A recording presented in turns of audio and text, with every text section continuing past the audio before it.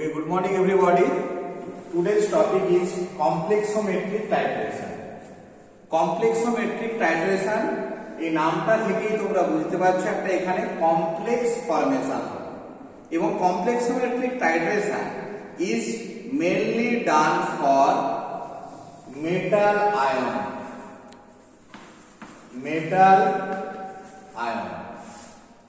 এখানে অ্যানালাইটের নেচার বা টাইট্রেটের নেচার কি? It is A metal ion. Metal ion made complex with one substance that is called ligand.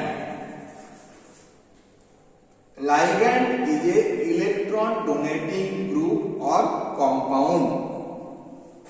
Metal ion, as I told, it is a positive charge ion, and ligand is a negative charge ion. This will make a metal ligand complex, and the nature of this complex is stable in nature and it is water soluble. Clear? So what I told, complexometric titration is done for metal ion. Metal ion made complex with ligand. Ligand is a electron donating group and it will form metal ligand complex, and the nature of metal ligand complex is it is stable in nature and it is water soluble. And how this metal ligand complex is formed? By covalent bond formation. Covalent bond মানে সবাই জানো, the equal sharing of electron, formation of one bond. Okay, so by the covalent bond, covalent bonding, the metal ligand complex will be formed. Okay, come to the titration. Actually titration এ আমি বলেছি যেহেতু এখানে conical ফ্লাক্সে মানে টাইট্রেটটা কি? টাইট্রেটটা হচ্ছে metal ion, আর টাইট্র্যান্টটা কি? লাইগ্যান্ড. লাইগ্যান্ড যদি হচ্ছে লাইগ্যান্ডের অনেকগুলো ভাগ আছে, মনোডেন্টেড, মনোডেন্টেড আর মাল্টিডেন্টেড. মাল্টিডেন্টেড, বাইডেন্টেড, ট্রাইডেন্টেড, টেট্রাডেন্টেড, পেন্টাডেন্টেড, হেক্সাডেন্টেড, মানে যতগুলো যার বাইন্ডিং সাইট থাকবে. এবার লাইগ্যান্ড যখন হচ্ছে more than one binding site, that is called chelating agent. এবং যদি এই চিলেটিং এজেন্টটা যদি মনে করো ওয়াটার সলিউবল হয়, তখন তাকে বলা হয় সিকুয়েস্টারিং এজেন্ট. সো আমি টাইট্রেন্ট যেটা আছে তার বিভিন্ন নাম লিখেছি, লাইগ্যান্ড অথবা চিলেটিং এজেন্ট অথবা সিকুয়েস্টারিং এজেন্ট. এবার এখানে এই টাইট্রেশনের মেইন প্রিন্সিপাল দেখি, যখন আমরা ইন্ডিকেটরটা পড়বো আবার আমরা এক্সচেঞ্জ জিনিস স্টাডি করব. এখানে যে ইন্ডিকেটরটা ইউজ করা হয় তার নাম হচ্ছে metallochromic indicator, otherwise it is also called PM indicator. PM indicator. তাহলে এখানে টাইট্রেশনের কি করে আমরা এন্ড পয়েন্টটা বুঝতে পারি? এখানে যে ইন্ডিকেটরটা আমরা ইউজ করি সেটা হচ্ছে কিন্তু মেটালের সঙ্গে একটা লুজলি হেল্ড একটা কমপ্লেক্স তৈরি করে. এখানে metal plus indicator will form A metal indicator complex before titration. But when the ligand is added or chelating agent is added, this metal indicator complex will be break down and form a metal chelate complex, and indicator will be available in free form. Indicator এইখানে প্রথমে তোমরা এইখানে দেখতে পেয়েছিলে, এইখানে conical ফ্লাক্সের মধ্যে যখন চিলেটিং এজেন্ট অ্যাড করনি তখন একটা আলাদা কালার, আর যখন এটা হচ্ছে ফ্রি ফর্মে অ্যাভেলেবল আছে তখন হচ্ছে another colour. So like this way you can understand the end point of metallochromic end point of complexometric titration. Okay, next come to the point ligand বা ligands. লিগ্যান্ডস বা ligands কাকে বলা হয় আমি আগেই বলেছি, it is a electron donating group. Electron donating group মানে কি? It is negatively charged. Positively charge electron কে দিতে পারবে? যার কাছে নেগেটিভলি চার্জ, যার কাছে ইলেকট্রন বেশি আছে. So negatively charge compounds are the ligands. তো how the ligands made complex with metal by covalent bond formation. Covalent bond মানে কি? আমি আগেই বলেছি covalent bond মানে equal sharing of the electron. যেমন এখানে ক্যালসিয়াম আর ক্লোরিন মিলে এখানে ক্যালসিয়াম CaCl2, এখানে ক্লোরিন দুইটা হচ্ছে একটা লাইগ্যান্ড। কোঅর্ডিনেট বন্ড মানে কি? Coordinate bond by formation of coordinate bond. Coordinate bond মানে কি? যখন হচ্ছে কোঅর্ডিনেট বন্ড মানে হচ্ছে যখন both the electron are shared by ligands।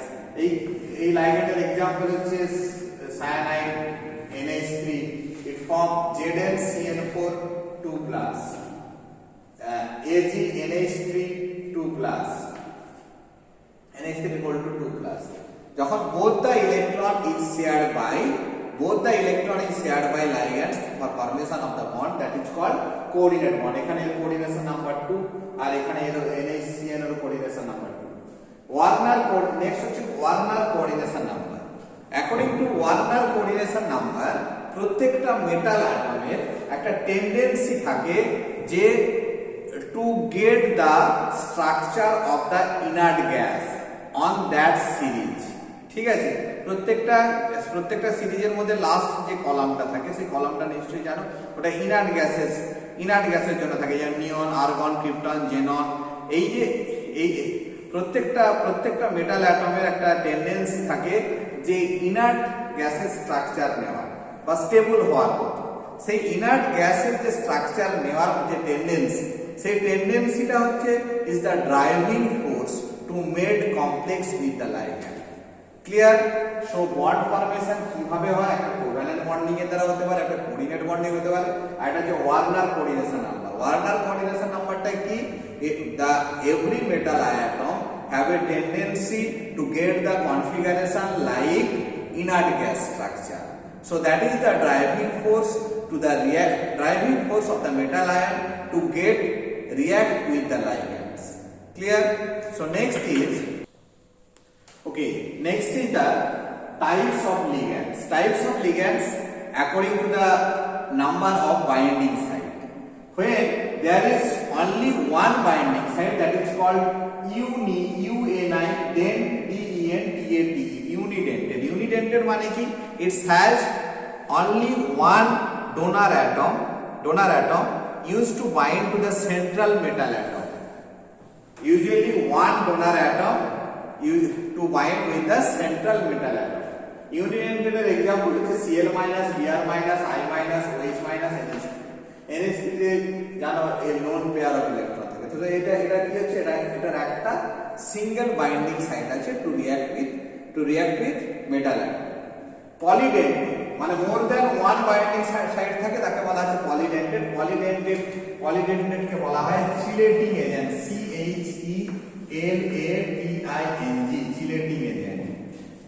দুটো বাইন্ডিং সাইট তাকে বলা হয় বাইডেন্টেড। বাইডেন্টেড হচ্ছে এখানে ইথিলিন ডাইঅ্যামাইন, এই যে দুটো অ্যামোনিয়াম গ্রুপের উপরে যে আছে পেয়ার অফ ইলেকট্রনস আছে, এর হচ্ছে দুটো বাইন্ডিং সাইট। এবার অক্সালেট, এরও দুটো বাইন্ডিং সাইট। ঠিক আছে, অক্সালেট। তারপরে হচ্ছে তিনটে বাইন্ডিং সাইট হচ্ছে ইথিলিন এনিট্রামাইন, এইখানে একটা বাইন্ডিং সাইট, এইটা একটা বাইন্ডিং সাইট, এইটা একটা বাইন্ডিং। তিনটে। চারটে থাকলে হচ্ছে টেট্রাডেন্টেড, পেন্টাডেন্টেড, হেক্সাডেন্টেড। এবার হচ্ছে মোস্টলি ইউজ হচ্ছে ligands, mostly used chelating agent is EDTA, ethylene diamine tetraacetic acid,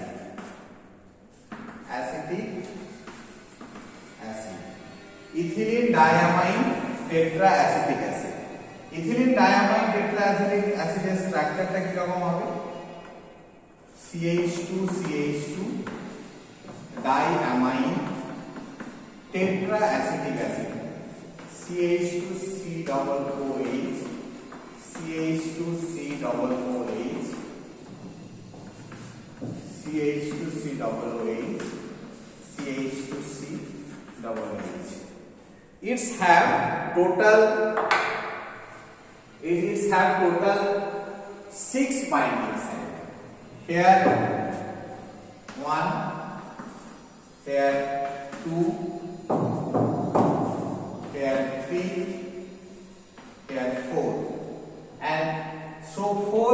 carboxylic acid 4 binding site and 2 amine groups 5 and 6. So it's have total 6 binding site. So it is a mostly used chelating agent in EDTA.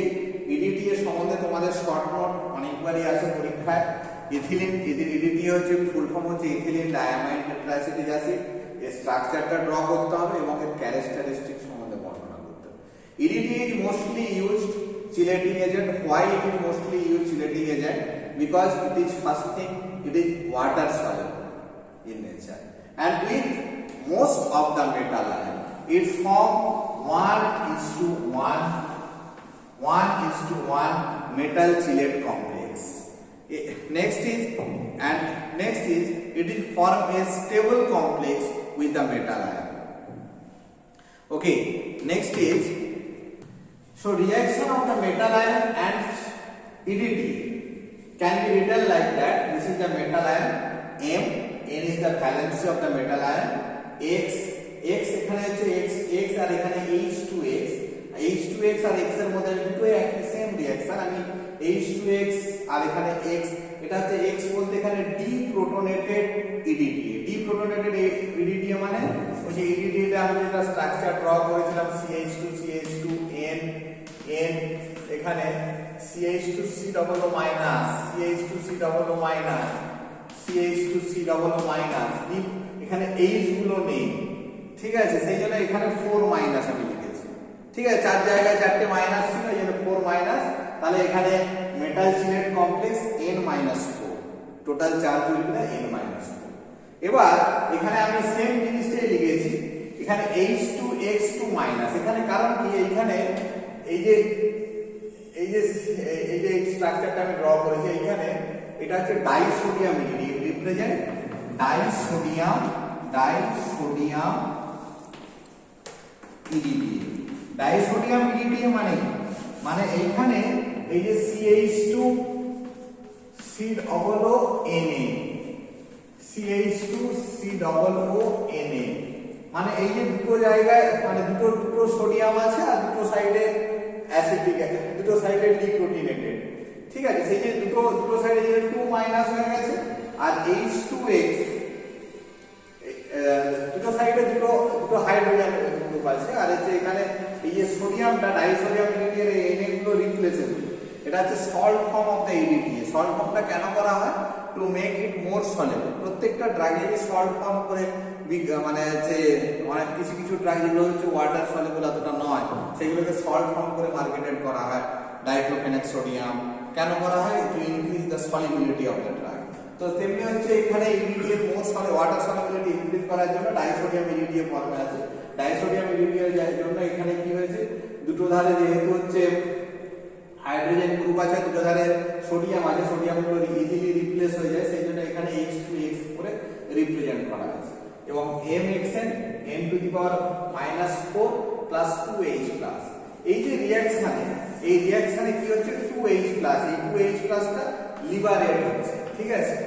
So এই 2H plus liberate হওয়ার জন্য কি করছে, liberate হলে কি হচ্ছে যে সলিউশনে, যে কনিক্যাল ফ্লাক্স সলিউশনে অ্যাসিডিটিটা ইনক্রিজ হচ্ছে।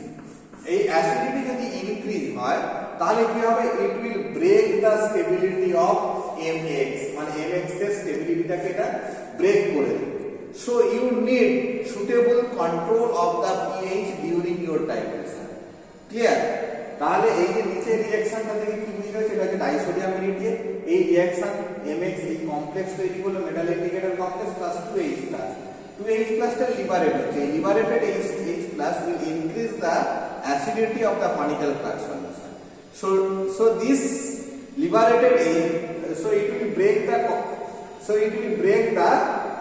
the stability of metal chelate complex. So we need suitable choice of the buffer solution during the titration. Otherwise the metal chelate complex will be break down. Okay, next is factors affecting the stability of metal chelate complex. এখানে metal আর চিলেটের reaction করে metal chelate complex তৈরি হলো। দা stability K equal to mx by m into x। এখানে প্রথম point হচ্ছে characteristics of metal ion. Characteristics of metal আয়নের প্রথম point হচ্ছে complexing ability of metal ion. Complexing ability of metal ion, এখানে metal আয়নকে দুটো ক্যাটাগরিতে ভাগ করা হয়েছে, একটা ক্লাস এ মেটাল আর একটা class B metal. Class A metal হচ্ছে অ্যালকালি আর্থ মেটাল আর alkaline earth metal. Alkaline earth মেটালের মধ্যে আছে বেরিয়াম, ক্যালসিয়াম, ম্যাগনেসিয়াম। অ্যালকালি আর্থ মেটালের মধ্যে আছে Na, কে, সিজিয়াম, অ্যালুমিনিয়াম। এই সমস্ত মেটালের হচ্ছে হ্যালোজেনের উপরে যে অ্যাট্রাকশনের যে রিঅ্যাকশনের যে টেন্ডেন্সিটা এই ধরনের হয়, FCl, Br, I।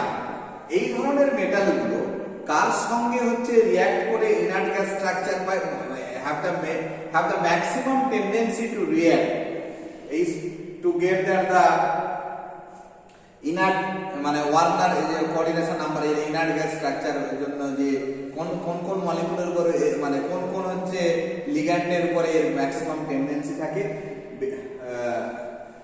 বোরন, তারপরে হচ্ছে কি জানো কার্বন, নাইট্রোজেন, অক্সিজেন, ক্লোরিন। ঠিক আছে, এই সমস্ত লিগ্যান্ডের উপরে এই সমস্ত ধরনের নেগেটিভ চার্জ আয়নের প্রতি এদের অ্যাট্রাকশনটা বেশি থাকে to made that the more stable complex. আমি আরেকবার রিপিট করছি, ক্লাস এ মেটাল হচ্ছে অ্যালকালাইন আর্থ মেটাল আর alkali earth metal. Alkaline earth মেটালের এক্সাম্পল দেওয়া আছে barium, calcium, magnesium. Alkaline earth মেটালের সোডিয়াম, পটাশিয়াম, সিজিয়াম, অ্যালুমিনিয়াম। শুধু এক্সাম্পল দেওয়া আছে। এই ধরনের মেটালগুলো কি করে, এদের হচ্ছে tendency to react with chlorine, bromine, iodine, এদের প্রতি রিঅ্যাক্ট, হ্যালোজেনের উপরে রিঅ্যাক্টের টেন্ডেন্সিটা এইরকম, এফ এর উপর সব থেকে বেশি। এবং এই সমস্ত মলিকুলগুলো কোন ধরনের লিগ্যান্ড বা নেগেটিভ চার্জ আয়নের প্রতি মোস্ট অ্যাট্রাক্টেবল, সেটা হচ্ছে boron, calcium, nitrogen, oxygen, chlorine. ঠিক আছে, এবার class B metal. Class B মেটালের হচ্ছে যেগুলো হচ্ছে ফিল্ড ডি সাবসেল থাকে।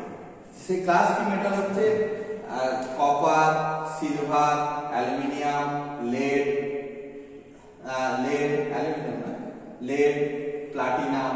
এই সমস্ত মেটালগুলো মানে হচ্ছে হ্যালোজেনের উপর টেন্ডেন্সি আই এর প্রতি বেশি, আই, বিআর, মানে জাস্ট এটা উল্টে যায়। কিন্তু এদের হচ্ছে কোন হচ্ছে লিগ্যান্ডের উপরে হচ্ছে এদের অ্যাট্রাকশন মানে টেন্ডেন্সিটা বেশি থাকে to form a metal chelate complex. Phosphorus, silicon, cadmium, bromine এদের উপরে বেশি থাকে।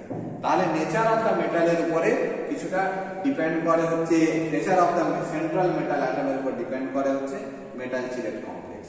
আরেকটা হচ্ছে চার্জ।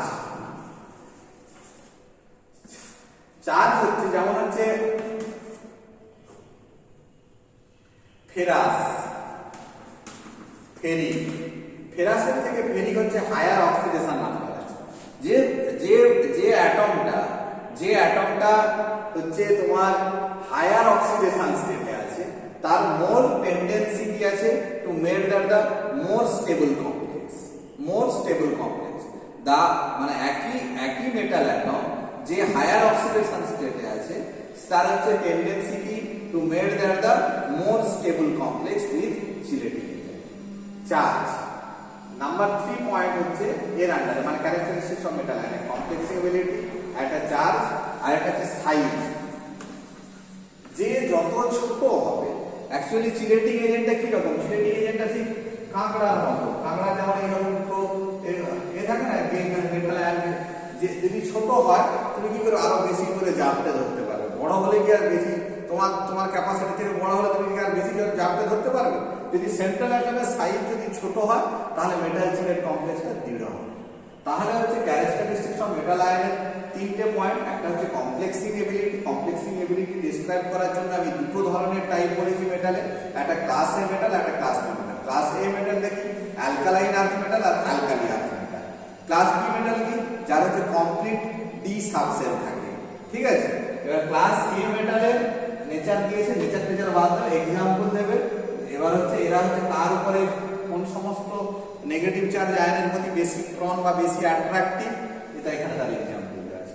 ডি সাবসেল প্লাস্টিক মেটালের ডি সাবসেট ফুলফিলের एग्जांपल দেওয়া আছে তারা কোন কোন নেগেটিভ চার্জ আয়নের প্রতি বেশি অ্যাট্রাকটিভ কমপ্লেক্সিং এবিলিটি কোন কার দিকে বেশি তার एग्जांपल দেওয়া আছে সবকিছু কিন্তু মানে কিসের উপর ডিপেন্ডেন্ট সেই Warner coordination number to get the inner gas structure যার যে যে যে যে অ্যাটমটা বা যে অ্যাটমটা যেই রোতে আছে সেই রোর লাস্টে যে ইনার গ্যাসটা আছে সেই সেই স্ট্রাকচারটা পাওয়ার জন্য এরা কিন্তু এই সমস্ত নেগেটিভ চার্জ আয়নের সঙ্গে রিঅ্যাক্ট করে মেটাল চিলেট কমপ্লেক্স তৈরি করে ঠিক আছে এবার হচ্ছে সেকেন্ড হচ্ছে চার্জ একই মেটাল আয়ন হায়ার অক্সিডেশন স্টেটে আছে হায়ার অক্সিডেশন স্টেটে থাকলে সেটা হচ্ছে মোর স্টেবল মেটাল চিলেট কমপ্লেক্স তৈরি করে আর তিন নাম্বার হচ্ছে সাইজ ছোট সাইজের যদি সেন্ট্রাল অ্যাটম হয় সেটা হচ্ছে মোর স্টেবল কমপ্লেক্স তৈরি করবে clear so next point is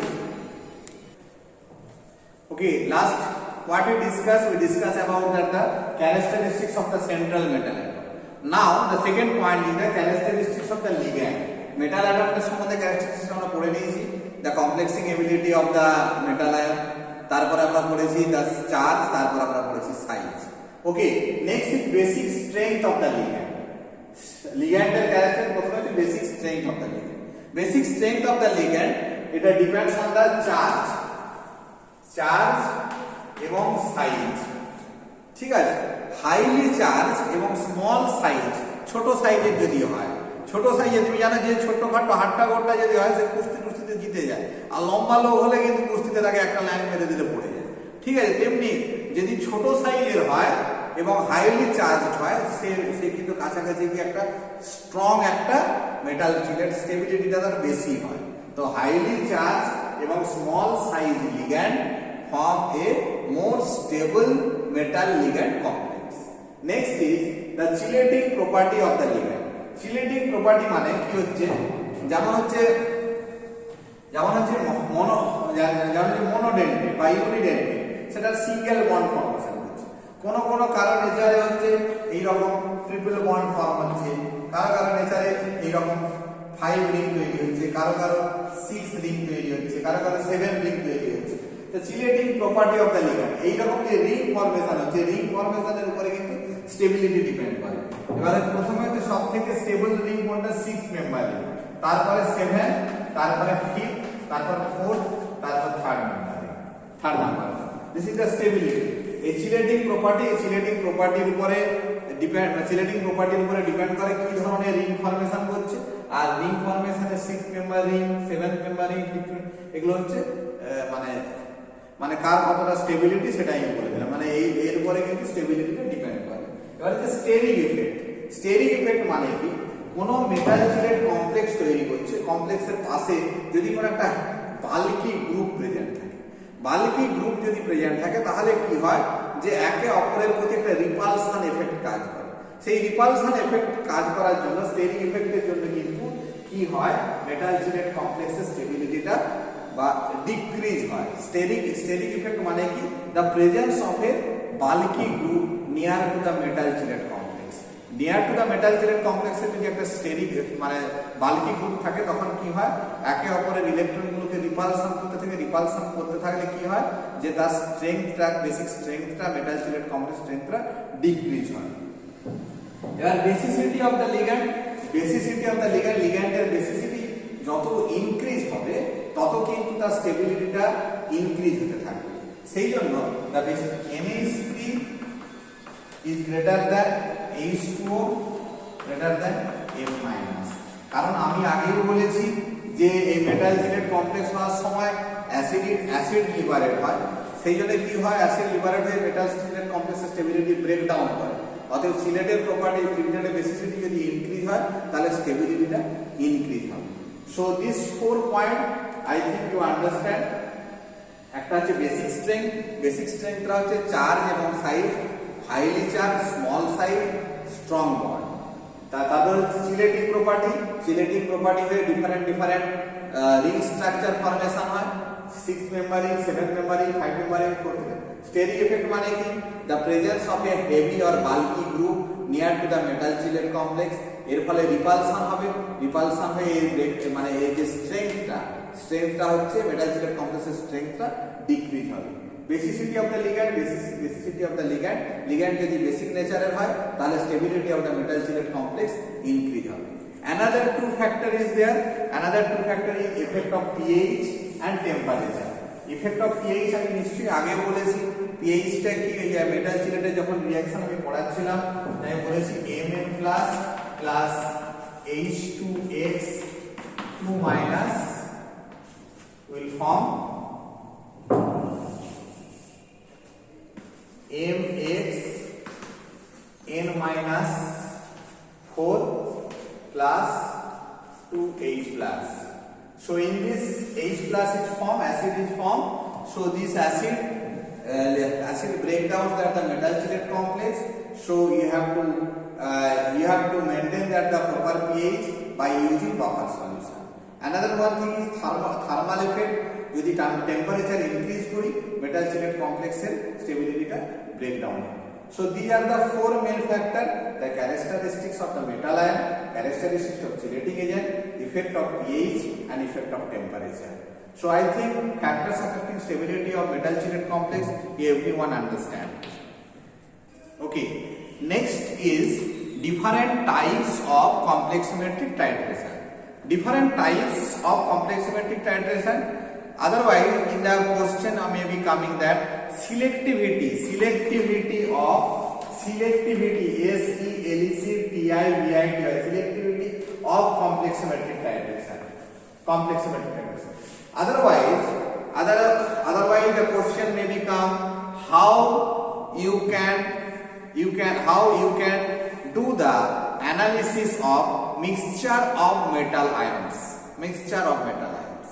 Okay, mixture of metal ions মানে কি, মানে যেখানে থাকবে ক্যালসিয়াম, ম্যাগনেসিয়াম, নিকেল, প্লাটিনাম, অনেক মিক্সচার থাকবে, ঠিক আছে। হাউ ইউ ক্যান ডু, মানে সেম সবগুলোরই কিন্তু একটাই উত্তর, যেটা আমি এখন ডেসক্রাইব করতে যাচ্ছি।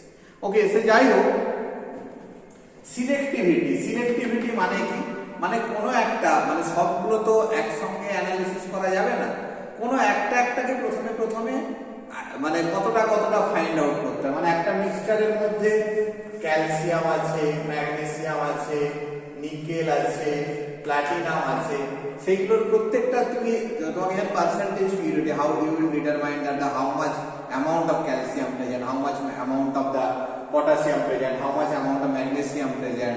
So what you have to do, you have to do that one analysis. You cannot tell that okay, all together this much metal ion is present. This is not the analysis. মানে প্রত্যেকটা compound কতটা percentage পিউরিটিতে আছে, সেটা কতটা percentage আছে সেটাকে তোমাকে বের করতে হবে, ঠিক আছে। That is called the mixture analysis. So anyway, the first technique is called masking.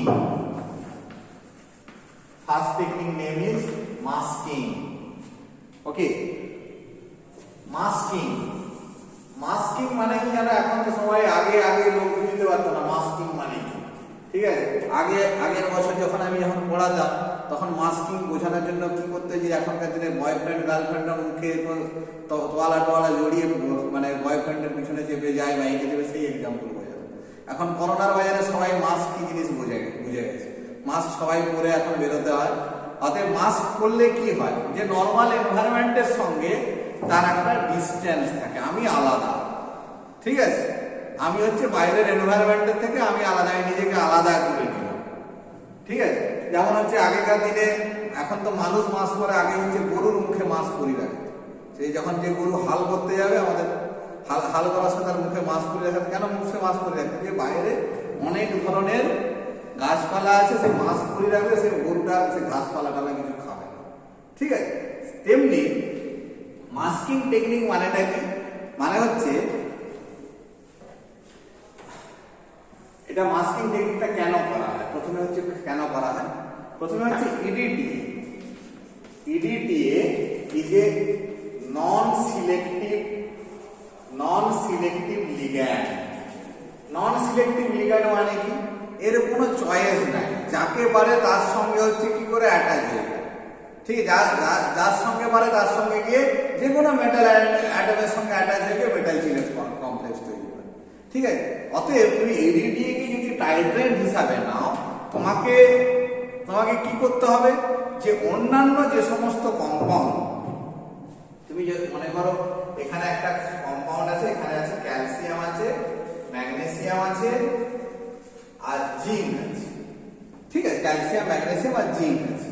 তুমি ক্যালসিয়াম কতটা বের করতে চাও, তার মানে এই দুটোকে তোমাকে মাস্ক করে দিতে হবে, ঠিক আছে। মাস্কিং করে দিলাম মানে কি, তারা হচ্ছে একটা পার্টিকুলার রিঅ্যাকশনে they will not take part, they will not take part. Masking মানে কি, সো মাস্কিং মানে হচ্ছে you are going to cover with, or you are going to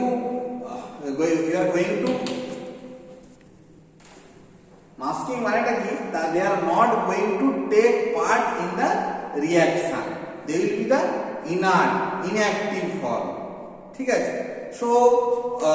so what is the definition of the masking মানেটা কি, without physical separation,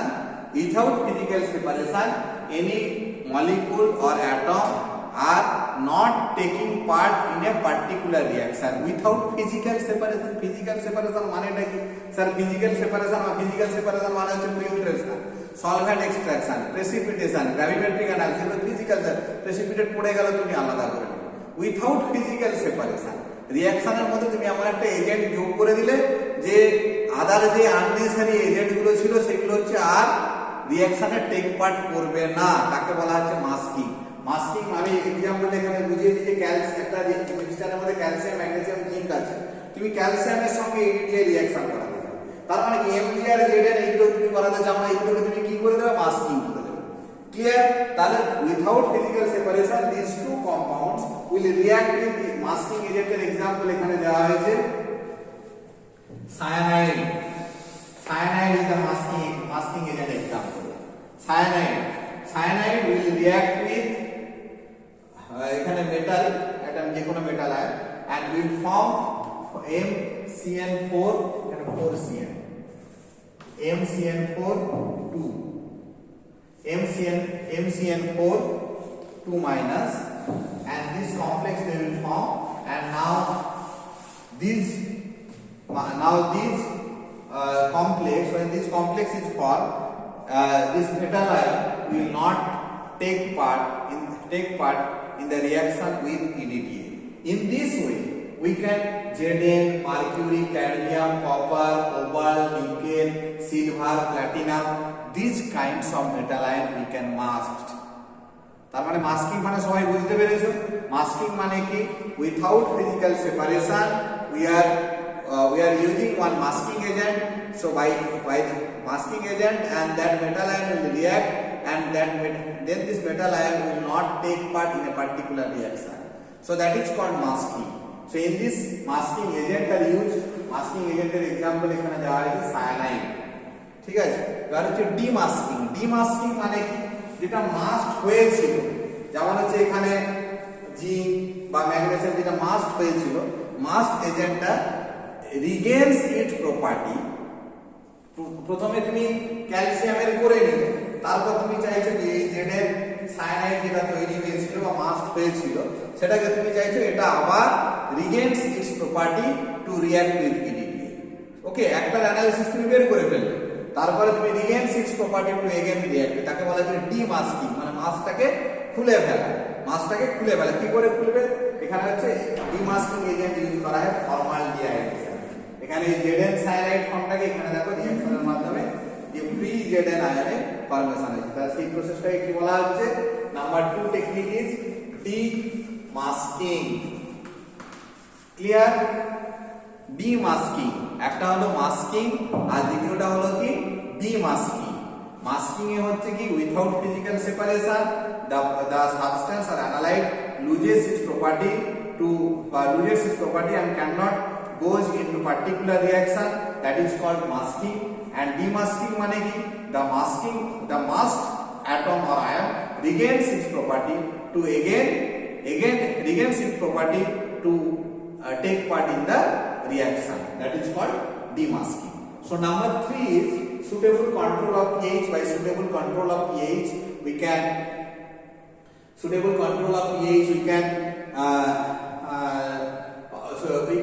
titrate, we can do the titration of the various types of metal ion. Then classical separation মানে হচ্ছে metal আয়নকে বিভিন্ন precipitation টেকনিকের মাধ্যমে, classical separation মানে হচ্ছে precipitation. Solvent extraction নিশ্চয়ই তোমরা জানো কিনা, সলভেন্ট এক্সট্রাকশন মানে হচ্ছে সলিবল আর ইনসলিবল ফর্ম, মানে একটা ওই এক্সট্রাক্টরের মধ্যে তুমি স্যাম্পলটাকে নিয়ে নিলে, স্যাম্পল ইজ আ মিক্সচার এবং হচ্ছে এখানে একটা দুটো ফেজ থাকে, একটা হচ্ছে অর্গানিক ফেজ আর একটা হচ্ছে অ্যাকুয়াস ফেজ। এই দুটোকে সেক করতে হয়, সেক করে যেগুলো হচ্ছে মানে অর্গানিক ফেজে সলিবল আর যেগুলো অ্যাকুয়াস ফেজে সলিবল সেগুলো হচ্ছে বিভিন্ন জায়গায় সেপারেট হয়ে যায়। সেপারেট হয়ে যাওয়ার পরে তুমি সেইগুলোকে আবার আলাদা ভাবে অ্যানালিসিস করতে পারো। সেই টেকনিকটাকে বলা হচ্ছে solvent extraction, choice of indicator, removal of anion and kinetic masking. So these 7 names, actually these first two, masking and demasking and suitable control of pH, classical separation, solvent extraction, এই পাঁচটা জিনিস clearly describe করবে এবং হচ্ছে লাস্টের দুটো name only sufficient. So I think everyone understand the different types of complex symmetric titration. The last topic is the metallochromic indicator. Metallochromic indicator. It is also known as PM indicator. Okay, so I told in the first the principle or theory involved in the complex symmetric titration. I told that in conical class what you are taking that the metal ion and indicator. This metal ion and indicator will form one metal indicator complex. Okay, this metal ion and indicator will form metal indicator complex. This stability of this metal ion indicator complex stability is less than stability of metal chelate complex. Okay, from the burette what we are going to add? Chelating agent. Okay, so this metal indicator complex will react with chelating agent. What we are adding from the burette. So it will form a stable color complex of metal chelate, stable complex of metal chelate, and indicator will be free form. Indicator here one color and here in the free form another color. By this way, its indicator shows the color change in this kind of titration.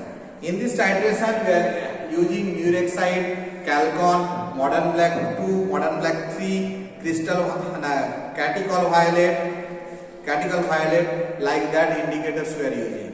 So I think everyone understand the thing. If you not understand the thing, you ask in the discussion class. Okay, thank you everybody. Thank you for patience listening.